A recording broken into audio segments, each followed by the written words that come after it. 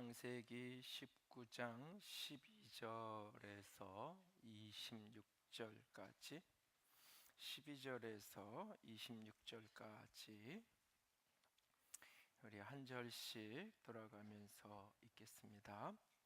그 사람들이 롯에게 이르되 이외에 내게 속한 자가 또 있느냐? 내 사위나 자녀나 성중에 내가 속한 자들을 다 성 밖으로 이끌어 내라.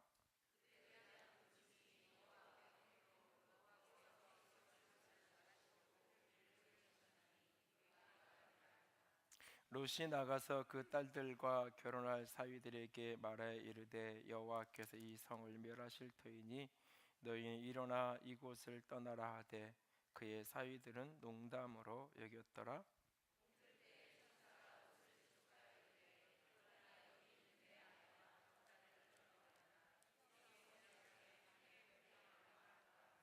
그러나 롯이 지체함에 그 사람들이 롯의 손과 그 아내의 손과 두 딸의 손을 잡아 인도하여 성 밖에 두니 여호와께서 그에게 자비를 더하심이었더라.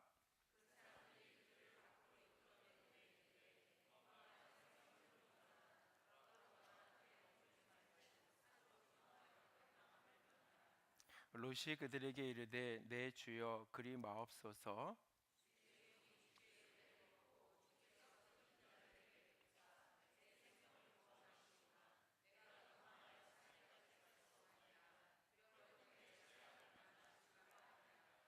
보소서 저 성읍은 도망하기에 가깝고 작기도 하오니 나를 그곳으로 도망하게 하소서.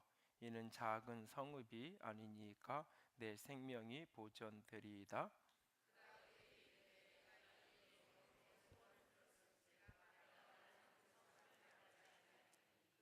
그리로 속히 도망하라. 내가 거기 이르기까지는 내가 아무 일도 행할 수 없노라 하였더라. 그러므로 그 성읍 이름을 소알이라 불렀더라.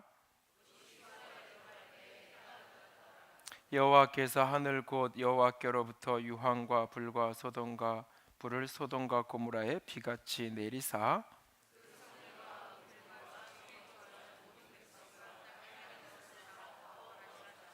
함께 읽습니다.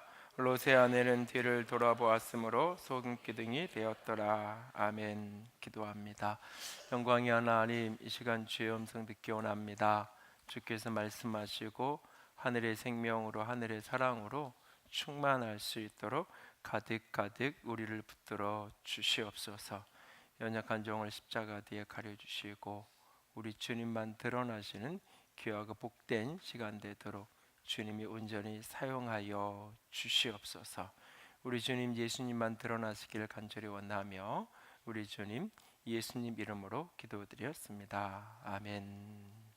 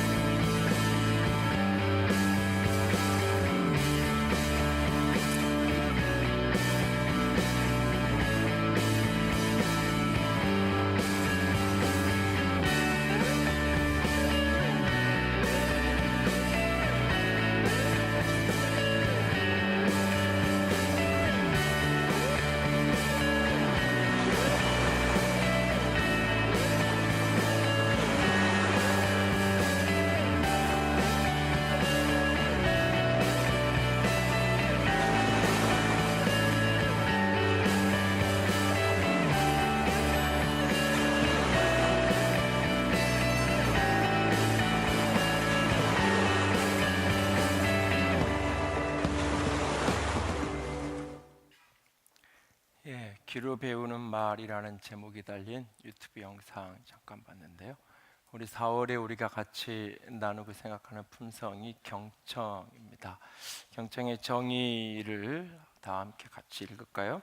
상대방의 말과 감정에 모든 주의를 집중하여 그 사람의 가치를 보여주는 것. 그래서 경청이라고 말할 때 이것은 단순히 듣는 게 아니라 상대방의 말과 감정에 주의를 집중해서 그 사람의 가치를 보여주는 것, 이게 경청이라고 우리가 부르는데요.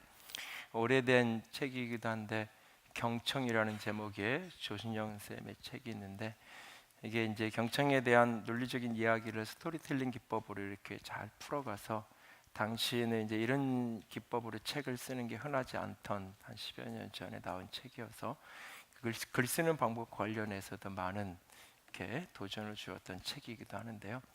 이 책의 주인공은 이렇게 베토벤이 길을 멀고 이렇게 명작을 남겼던 베토벤의 패러디에서, 이토벤이라는 주인공은 30대 중반에 이렇게 회사원으로 있다가 이제 구조조정을 돼서 이제 이 바깥에 나가서 자기가 몸담고 있던 회사, 악기 전문 그런 회사의 악기 대리점을 이제 오픈하기로 했는데, 오픈하기 전날 이제 이 사람이 쓰러지게 돼요. 그러면서 이제 장애를 갖게 되고, 장애를 가지면서 이제 깨닫는 것 중에 하나는 자기가 얼마나 다른 사람의 말을 듣는 능력이 없는지. 이 사람이 제일 입에 늘 달고 다니던 말이 뭐냐면 알았어, 알았어, 알았어. 알았다는 말을 참 잘하는데, 알았다고 하고는 다 자기 하고 싶은 대로 자기 마음대로 그렇게 하고 사는 스타일의 사람이었던 거죠. 그래서 이 사람이 이제 쓰러져 있으면서 그 이제 공장에 취업을 해서 악기 만드는, 특히 바이올린 만드는 걸 이렇게 배워가면서 듣는 거에 대한 많은 훈련을 해가는 그런 어떤 책인데요. 이 책의 맨 끝에 보면 그 아들에게 유언처럼 아버지가 남겨준 글이 하나 있는데, 그 글이 뭐냐면 이제 이청득심 이렇게 해놔가지고 귀 기울여 들으면 사람의 마음을 얻을 수 있다라고 하는 이야기를 이제 이 책의 마지막 결론이기도 하고 주인공이 아들에게 유언처럼 주는 이야기죠. 그런데 저는 이 이야기를, 오늘 본문 롯의 이야기를 듣다 보니까 이게 듣는 게 마음을 얻는 거로 끝낸 게 아니라 듣는 게 생명을 얻는, 이청득심뿐만 이청득생, 내가 다른 사람의 말을 귀 기울여 들을 때 그 사람의 마음을 얻을 수 있는 뿐만 아니라 내 삶을 살릴 수 있는 생명을 얻을 수 있다라는 생각을 해봅니다. 이 소돔성에 살던 롯의 가족들, 하나님이 천사를 보내서 그 도시 전체가 멸망되는 이야기를 듣게 되죠. 도시에 멸망된 소식을 들려주면서 하나님은 그들에게 살 길을 알려주었어요. 롯과 그의 아내와 그의 딸들, 그의 사위들이 살 수 있는 길, 그것은 빨리 이 성을 나가라는 겁니다. 그런데 살 수 있는 길을 전해주었지만 그들은 들었지만 듣지 못했고, 결국 그 중에 일부는 그때 그곳에서 죽게 되고, 또 일부는 살아도 산 것이 아닌 인생을 살아가게 되죠. 오늘 이 창세기 19장의 이 롯의 이야기를 보면은 이 여호수아서에 나오는 라합이라는 여인이 오보레떼면서 생각하긴 합니다. 라합은 소문으로 들려진 하나님의 백성들에 대한 이야기를 듣고 믿음의 응답을 하면서 온 집안 식구들을 모아서 자기 집에 모아두게 되죠. 그래서 온 여리고성이 다 멸망하고 망하는 그 순간에 라합과 그 가정만 생명을 얻게 되잖아요. 귀 기울여 들을 때 그것이 누군가의 마음을 얻을 수 있을 뿐만 아니라 내 삶을, 내 생명을 얻는 축복을 누리게도 한다는 사실입니다. 어떻게 하면 잘 안 되는 경청을 잘 되는 경청으로 바꾸어갈 수 있을까요?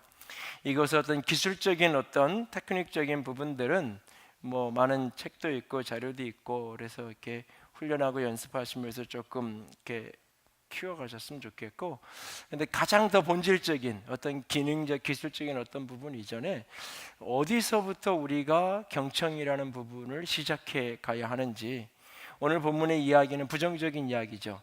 들었으나 듣지 못한 사람들의 모습을 보면서 왜 그들은 들었는데 듣지 못했을까 그 모습이 내 안에 있다면 아무리 내가 경청하려고 해도 나는 경청하지 못하는 사람이 되고 말 겁니다.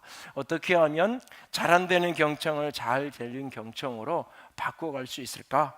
어려서부터 시작해서 어떤 부분부터 조금 이렇게 변화시켜 가야 될까?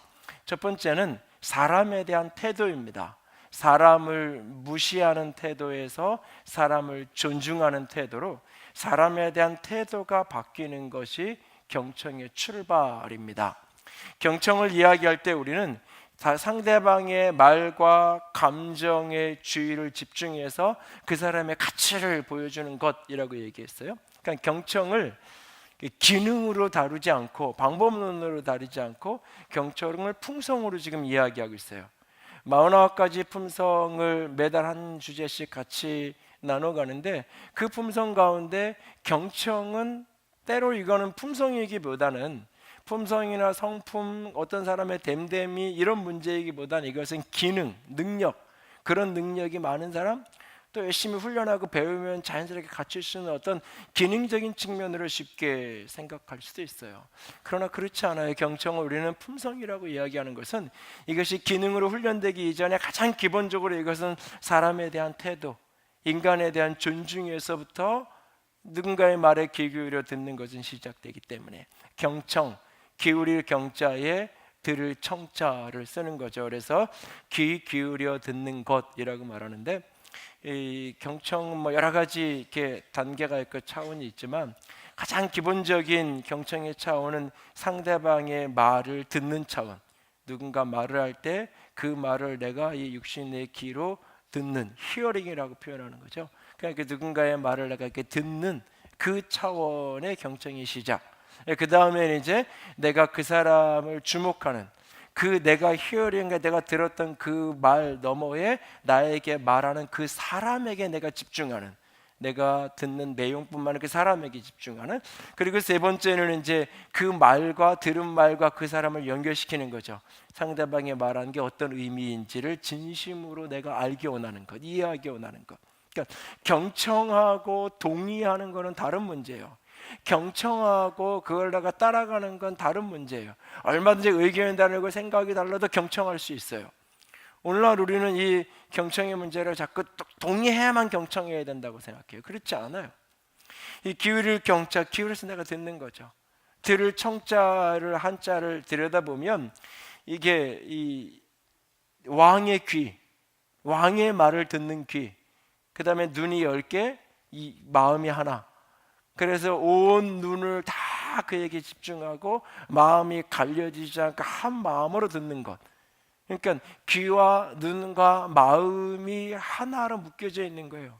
내게 지금 말하는 사람이 단순한 사람이 아니라 왕이 내게 이야기하는 거다. 내 눈을 그에게 집중해서 내 마음이 갈려지지 않은 채로 내가 듣는 것, 그것을 경청, 들을 청자가 한자의 단어 자체가 그렇게 담겨져 있잖아요.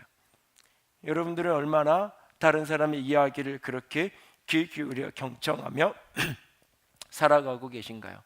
우리가 이렇게 누군가 내 이야기를 잘 들어줄 때 우리는 내가 존중받는다라는 느낌을 받게 되잖아요. 하도 나를 존중해 주는 사람이 없고 내 이야기를 들어주는 사람이 없으니까 1시간에 5만 원, 10만 원 내가면서 상담소 가서 내 이야기 좀 들어달라고 돈 주고 내 이야기 들어줬다가 상담 선생님 좋은 선생님이라고, 나도 1시간 들어주는데 5만 원씩만 받으면 꽤 벌 것 같은데. 오늘 본문의 이야기를 보면 하나님이 천사를 롯에게 보냈고 롯에게 기회를 주는데 내 아내와 딸뿐만 아니라 사위들이나 주변의 사람들이 있으면 가서 이야기해라. 이성이 멸망돼서 빨리 이야기해서 이성을 떠나도록 소식을 알려라. 그래서 가장 먼저 자기 딸들이 결혼할 사위, 여기 보면은 결혼할 사위라고 되어 있지만 원문은 결혼한 사위이기도 해요. 그러니까 이게 결혼을 우리가 그냥 이렇게 조금 이렇게 연애하면서 집에 왔다 갔다 하는 정도가 아닌 이미 어떤 의미에서 결혼식 날짜 잡은 거랑 비슷한 그 정도의 그런 관계인 거예요. 그래서 제일 먼저 떠올라서 가서 이야기를 하는 거죠. 그랬더니 이성을 이제 하나님이 멸망시킬 거니까 빨리 여기를 떠나야 된다라고 이야기를 하는 거예요. 근데 그 이야기를 듣고는 어떻게 반응하냐면 본문 14절에 보면 농담처럼 여겼다고 표현하잖아요.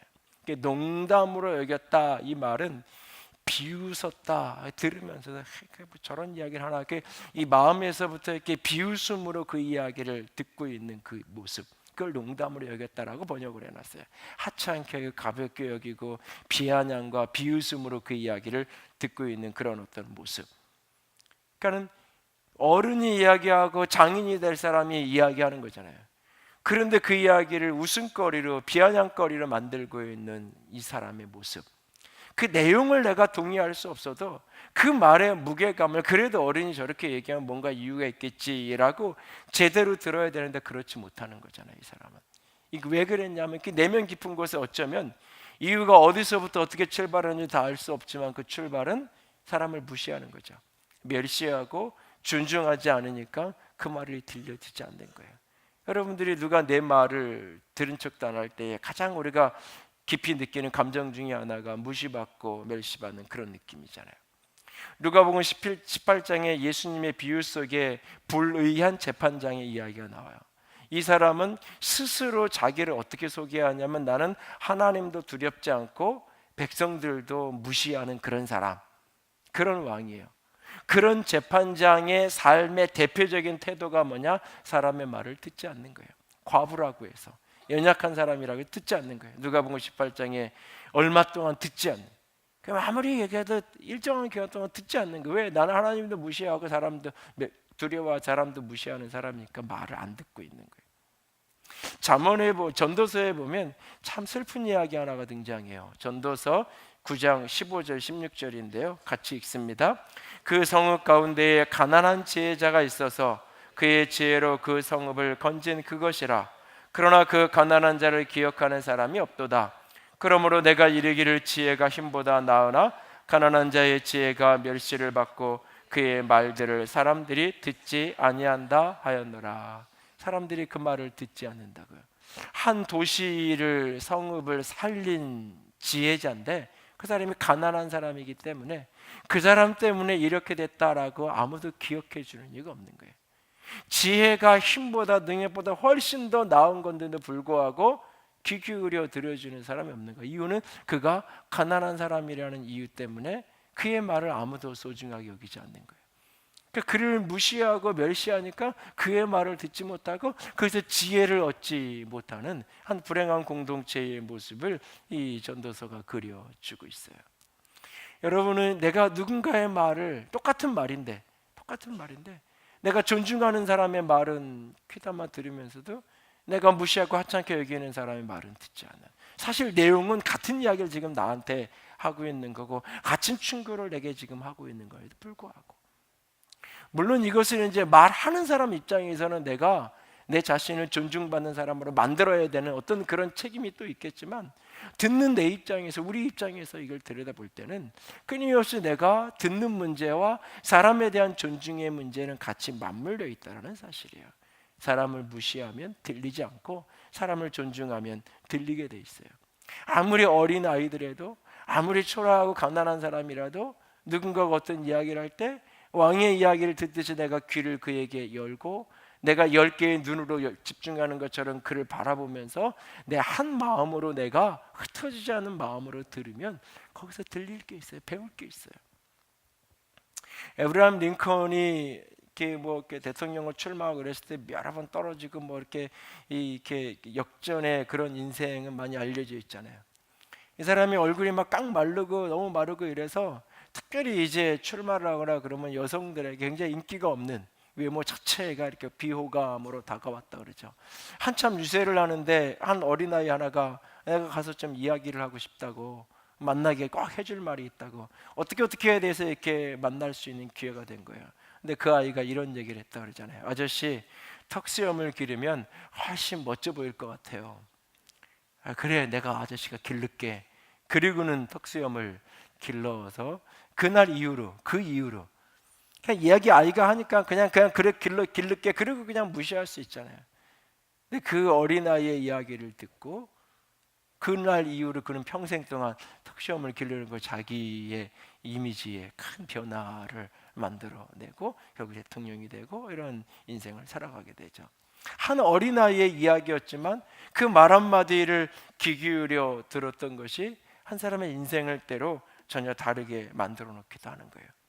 롯의 사위들이 롯의 말을 귀담아 들었다면, 그 말을 농담으로 여기지 않았다면, 평소에 그들이 장인 될 사람 롯을 존중하고 존경했다면, 그가 그 이야기를 했을 때 그 말이 제대로 들렸을 거고, 들려졌다면 그들은 소돔성이 멸망할 때 같이 망하지 않고 분명히 살 수 있었을 거예요.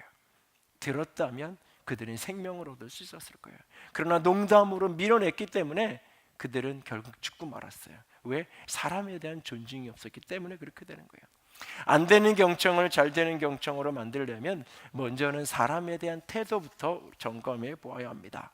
그리고 두 번째는 안 되는 경청이 되는 경청으로 바뀌려면 자기 가침에서 자기 열림으로 바뀌어져야 됩니다. 자기 생각, 자기 틀, 자기 사고에 갇혀 있는 것이 뚫어져서 열려야 타인의 이야기가 들려지기 시작할 것입니다. 사람이 말하는 것을 배우는 데는 2년 정도, 많아야 3년 정도면, 만 3살이면 다 말하잖아요.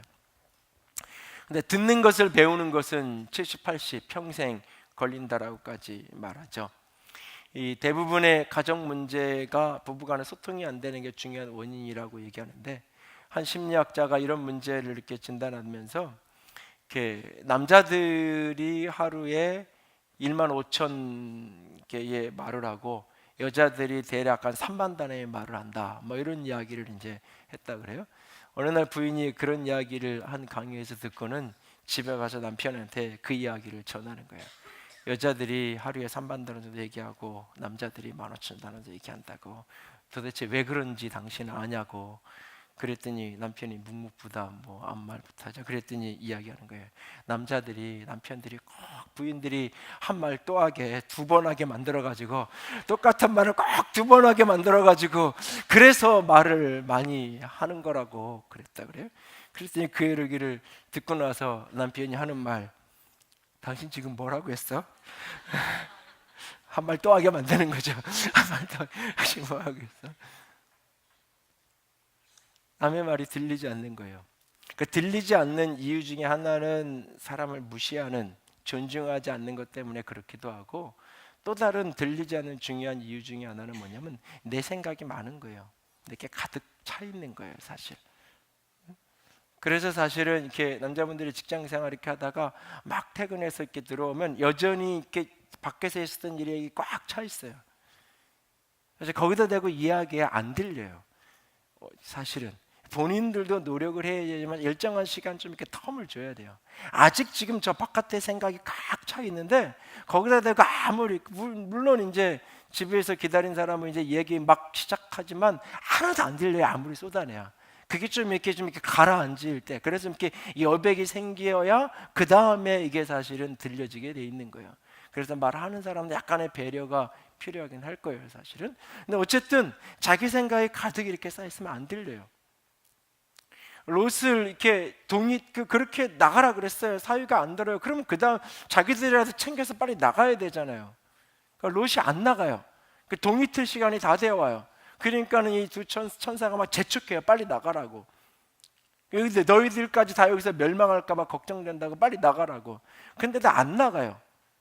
15절에 재촉하고 17절에는 머뭇거리고 그들이 자꾸 이렇게 지체하고 그래요. 도저히 안 되겠으니 강제로 끌어내요.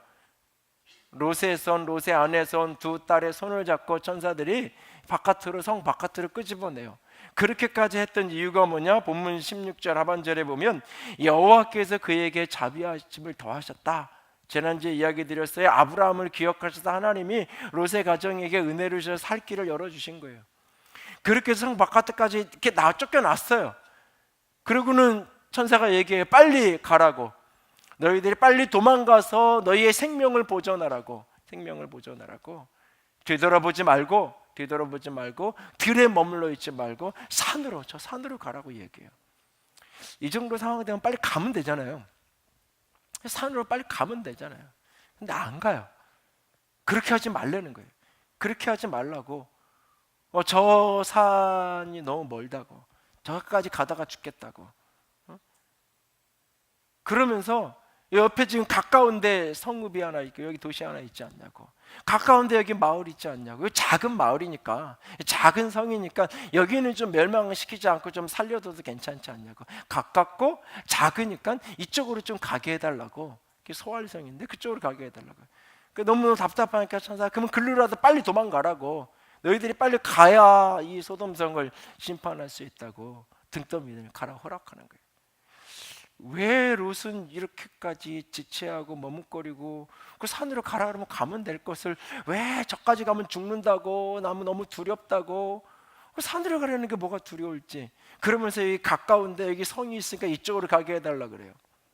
근데 나중에 본문의 이야기를 더 읽어 내려가다 보면 30절 이하에 가면 그 성에서도 살지 못해요. 그 소활성에 살다가 그게 두렵다고 또 도망쳐 나와요. 두 딸하고 같이 도망쳐서 결국 어디로 가냐면 결국 산으로 가요. 산에 가서 굴 속에서 거기서 살아요. 결국 롯에 대한 성경의 마지막 기록은 그 굴에 술 취해서 쓰러져 있는 그런 어떤 롯의 모습, 그것이 성경에서 롯에 대한 기록의 마지막 이야기예요. 롯은 왜 이렇게 될 수밖에 없었던 것일까요? 그 롯이 갖고 있는 핵심 감정은 두려움이에요. 두려움. 그러니까 하나님이 지금 살 길을 주는데도 두려운 거예요. 지금 저 성으로 가라는 이 도시가 없으면, 성이 없으면 어떻게 살라고? 이 작은 성이라도 살아야지. 성으로 가는데 거기서도 안정감이 없어요. 핵심 감정은 두려움이고, 핵심적인 삶의 태도는 불신이고, 끊임없이 그런 어떤 자기 두려움, 자기 생각, 자기 사고에 갇혀 있는 거예요. 그러니까는 살 길이 안 열리는 거예요. 그 앞에서 삼촌하고 이렇게 헤어지는 그런 장면에서도 삼촌 내가 어떻게 하는 게 좋겠냐고 묻지 않아요.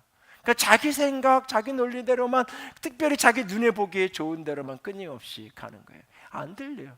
산으로 가라 그랬으면 산으로 가라 그런 이유가 있을 거예요. 가면 되는 거예요. 근데 안 들려요. 자기 생각에 가득하면. 누구나 아무리 좋은 상담을 하고 아무리 좋은 권면을 들어도 내 생각에 가득하면 다른 사람의 이야기가 안 들어오고 안 들리게 되어 있는 거예요. 우리도 비슷하지 않나요? 몇 개월 전에 제가 설교 시간에 에코챔버라는 이야기를 한번 드렸어요. 이 공간 속에, 울림이 있는 공간 속에 들어가서 이렇게 울리면 마치 나 혼자 있지만 여러 사람이 있는 것 같고, 그 울림이 계속 들리면서 이렇게 하는, 이게 이제 어떻게 보면 이제 음악 기계와 관련된 이야기인데, 요즘엔 이게 사회학적인 용어로 많이 쓰여지죠. 자기랑 비슷한 10년, 자기랑 비슷한 환경에 있는 사람, 그런 사람들하고만 자꾸 만나고 어울리고 그런 공동체에만 머무는 거예요. 그러니까 분명히 틀린 주장을 하고 잘못된 생각을 하면서도 그것이 옳다라고 맞다라고 여기는 거예요. 이게 확증 편향적 사고라고 이제 정확하게 표현하면 그런 표현인데, 그런 사람이 자꾸 생기는 거예요. 유튜브 영상 같은 경우도 이렇게 하나를 보면 그거랑 비슷한 주장을 하는 연관되는 영상이 계속 따라 붙게 돼 있어요. 그래서 쭉 몇 개를 보다 보면 이런 매체에는 다 나랑 똑같은 주장을 하는 사람만 있구나, 이렇게 여겨지는 거예요. 가짜 뉴스를 100% 진리라고 믿고 행동하는 거예요. 가짜라고 알고 그래도 나는 이거 고집할 거라고 하는 게 아니라 그걸 진실이라고 믿고 살아가게 되는 거예요. 진실이라고 믿고.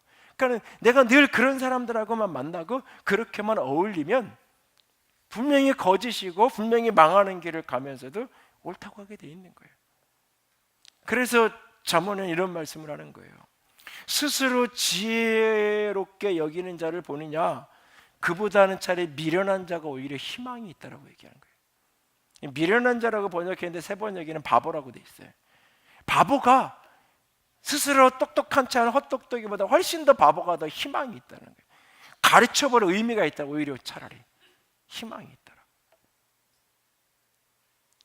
언젠가부터 제가 교회에 이렇게 교육자들을 새로 충원을 해야 되고 그럴 때 이렇게 이력서도 보고 뭐 이렇게 면담도 하고 그러지만 그래서 가장 중요하게 첫 번째로 꼽는 이력서를 보면서도 과연 이 사람이 이런 능력이 있을까?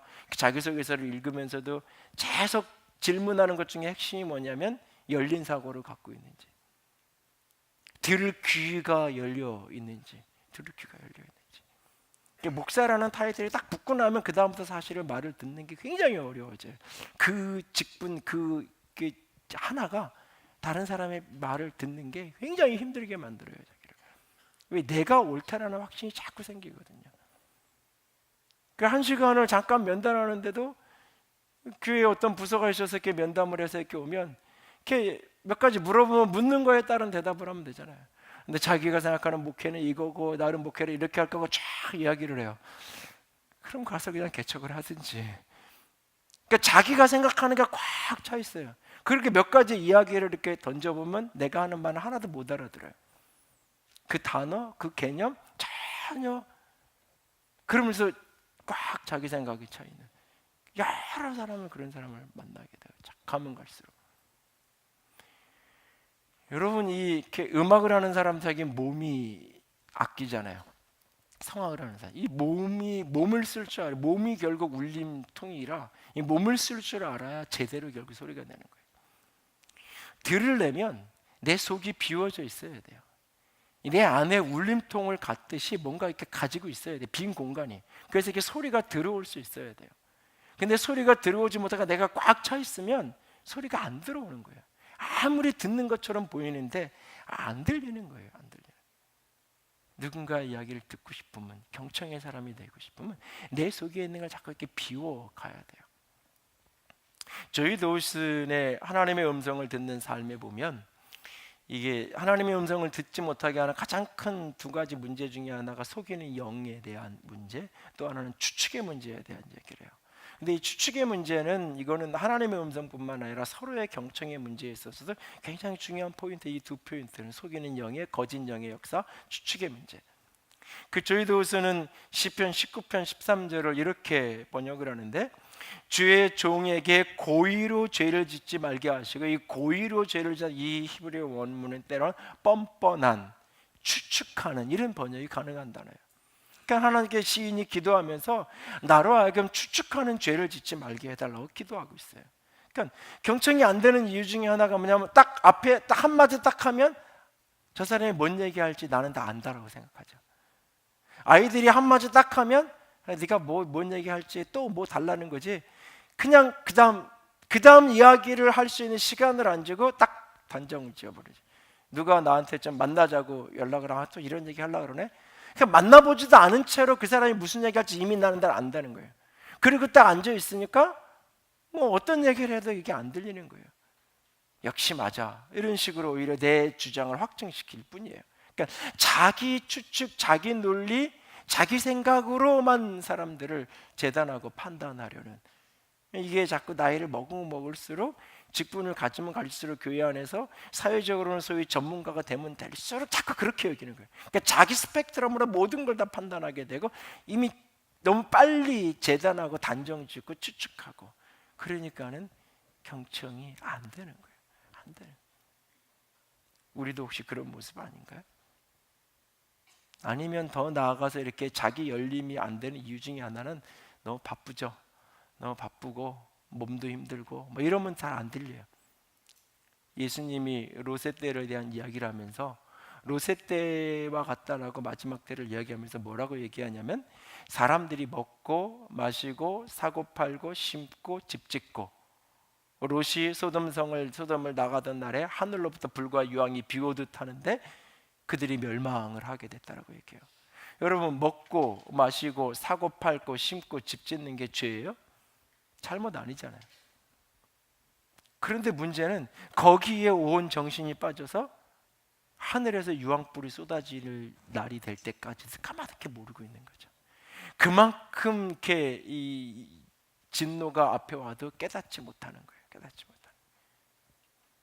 그러니까 내 생활에 바쁘고 내 처지에 바쁘고 내 일에 온통 몰입되어 있으면 다른 게 하나도 안 보이고 안 들리는 거예요. 때로는 그게 바빠서일 때도 있고, 때로는 몸이 안 좋고 건강이 안 좋고 막 이럴 때 피곤하면 다른 사람 말이 안 들리기도 하고, 다 그 원리의 핵심이 뭐냐면 나 자신에게 갇혀 있기 때문이에요. 이게 부인되고 이게 열려야 들리는 게 시작이 되는 거예요. 이게 여러분이 경청이 잘 안 된다고 여기면 스스로 한번 돌아보세요. 아니, 나는 잘 들어, 나는 경청이 잘 되고 있어 라고 아마 많은 분들은 스스로 생각할지 몰라요. 그러나 한번 곰곰이 점검해 보세요. 나는 다른 사람의 이야기를 들을 때 너무 빨리 추측하고 너무 빨리 단정 짓고 있지는 않는지, 특별히 나보다 조금 내가 부족하다고 여기는 어떤 사람들이 이야기할 때 내가 너무 내가 가진 논리, 경험, 지식으로 너무 쉽게 판단하거나 추측하고 있지는 않는지, 나는 혹시 늘 비슷한 사람을 만나고 신문을 보고 뉴스를 보고 매체를 봐도 늘 나는 비슷한 이야기를 하는 그런 매체만 접하고 그런 사람들하고만 어울리고, 그러다 보니까 늘 나는 한쪽에 기울어져 있는, 그래서 반대편에 있는 사고에 대해서는 굉장히 폐쇄적인 그런 어떤 스스로를 그런 에코체인버에 가두는 모습처럼 혹시 살아가고 있지는 않는지, 아니면 내가 바쁘고 내가 피곤하고 내가 아프고 이런 이유 때문에 다른 사람을 자꾸 밀어내면서 스스로 귀를 닫고 있지는 않는지요? 그렇다면 사실은 나는 경청이 안 되는 사람이에요. 나는 들을 귀가 없는 사람일 수 있어요. 잘 되는 경청, 그것은 사람에 대한 태도, 존중함, 그것은 자기 자신에 대해서 끊임없이 자기를 부인하고 자기를 여는, 그래야 들리게 돼 있는 거예요. 그리고 세 번째는 듣고 흘림이 아니라 듣고 붙들어야 돼요. 내가 들었으면 그것을 흘려보내는 것이 아니라 그것을 붙들어야 돼요. 롯의 아내가 들었어요. 분명히 들었어요. 성을 나왔어요. 소알성으로 향해 가요. 그랬는데 되돌아보잖아요. 결국 소금기둥이 되고 말잖아요. 롯의 아내가 뒤돌아보았으므로 소금기둥이 되었더라. 성경의 스토리 중에 가장 슬픈 장면 중에 하나요. 분명히 되돌아보지 말라는 이야기를 들었는데 그 말을 흘려들었죠. 대수롭지 않게 여겼죠. 결국은 비참한 인생이 되고 마는 거예요. 예수님이 롯의 철을 기억하라고 우리에게 부탁하고 있잖아요. 들은 걸 흘려보내지 말고 들은 걸 붙드는 사람이 되라고 우리에게 부탁하고 있는 거예요. 히브리서 2장 1절 말씀, 2장 1절 말씀 다 함께 읽습니다. 그러므로 우리는 들은 것을 더욱 유념함으로 우리가 흘려 떠내려가지 않도록 함이 마땅하니라. 야고보서 1장 22절도 같이 읽습니다. 너희는 말씀을 행하는 자가 되고 듣기만 하여 자기를 속이는 자가 되지 말라. 들음이 흘러가지 않도록 붙들어야 그것이 진정한 들음이 되는 거죠. 들음은 사람에 대한 존중이고 자기 자신을 여는 것이고, 그렇게 해서 무엇인가 들려졌다면 그것을 내가 붙드는, 그것을 곱씹는, 이것을 성경적인 표현으로 바꾸면 묵상이라는 표현을 사용하는 거예요. 성경은 묵상을 생각하는 거라고 말하지 않아요. 묵상을 침묵 속에 기억하는 거라고 말하지 않아요. 묵상은 되뇌이는 거예요. 그래서 묵상한다는 단어가 히브리 원문을 정확하게 직역하면 중얼거린다라고 하는 뜻이에요. 내가 들은 그것을 잊어버리고 놓치지 않기 위해서 계속 중얼거리며 있는 거예요. 그게 묵상이에요. 내가 들은 그것을 내가 묵상해서 때로는 내 걸로 만들고, 때것은 거기에 내가 반론을 제기해야 될 거라면 정확한 논리적인 내가 반론, 감정적인 반론을 제기해야 될 것이고, 내가 들은 것을 흘려보지 않고 거기에 대한 응답을 해야 되는 묵상의 사람, 저 여러분이 그렇게 나아갈 수 있기를 원합니다. 조신현 선생님의 경청이라는 책, 서두에 소개된 그 책의 끝부분에 보면 이런 이야기가 등장을 해요. 짧은 시인데 이야기를 들어달라고 하면 당신은 충고를 시작하지, 나는 그런 부탁을 한 적이 없어.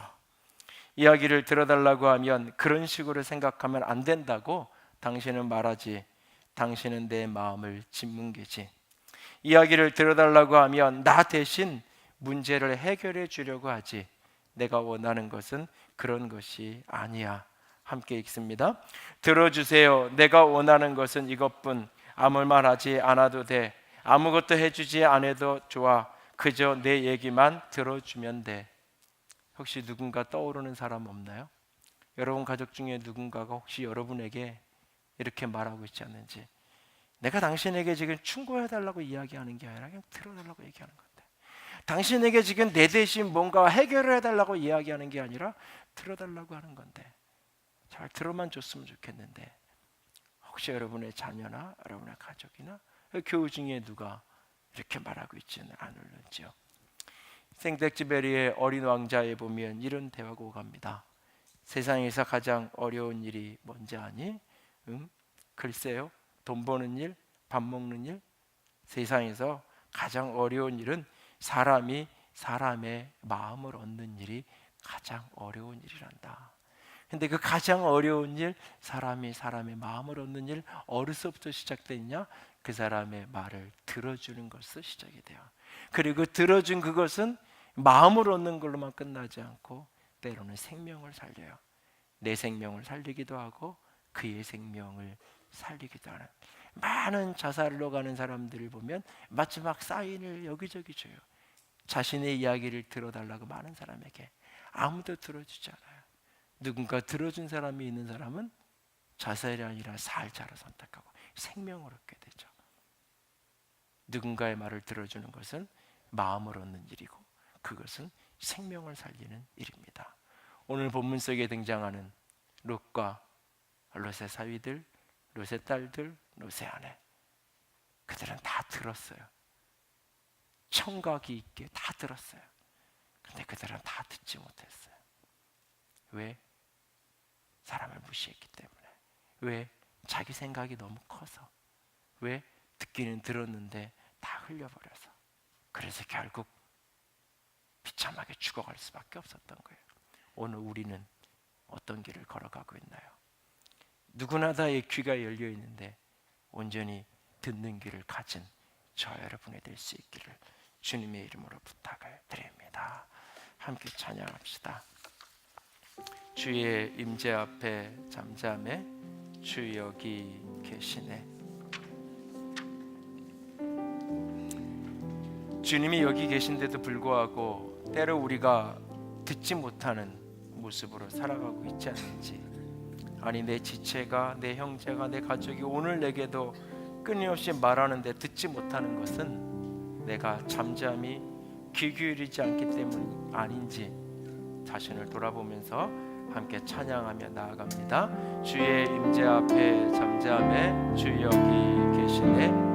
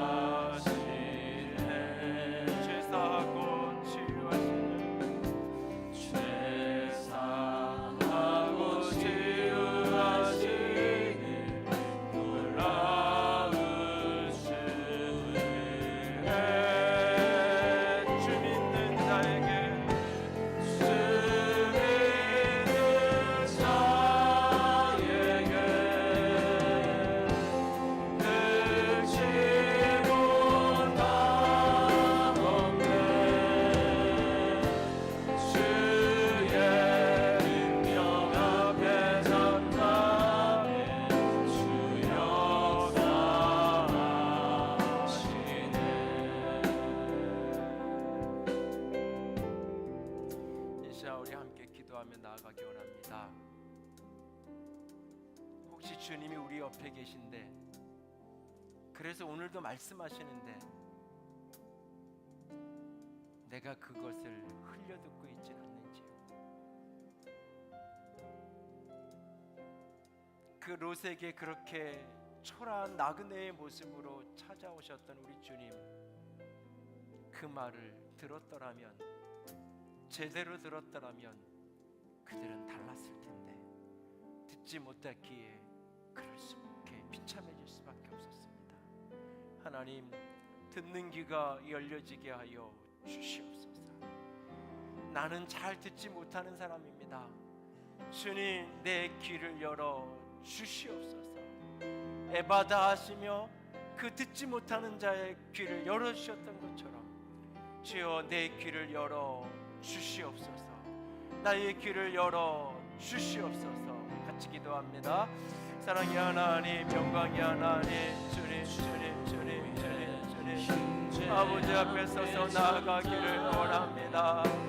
아버지, 나의 귀를 열어 주시옵소서. 아버지, 나의 귀를 열어 주시옵소서. 아버지, 아버지, 아버지, 아버지, 아버지, 아버지, 아버지, 귀가 열려 들려지는 자가 되기를 원합니다. 귀가 열려 들려지는 자가 되기를 원합니다. 아버지, 나를 불러주시옵소서. 예, 주님.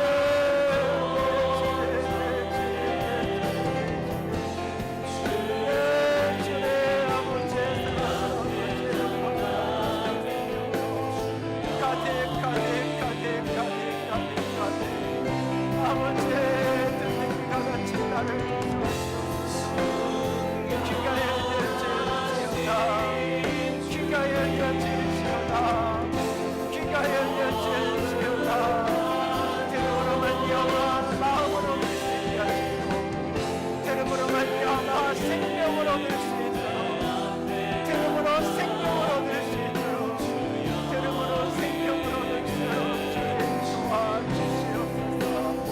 아버지, 당신의 영으로 당신의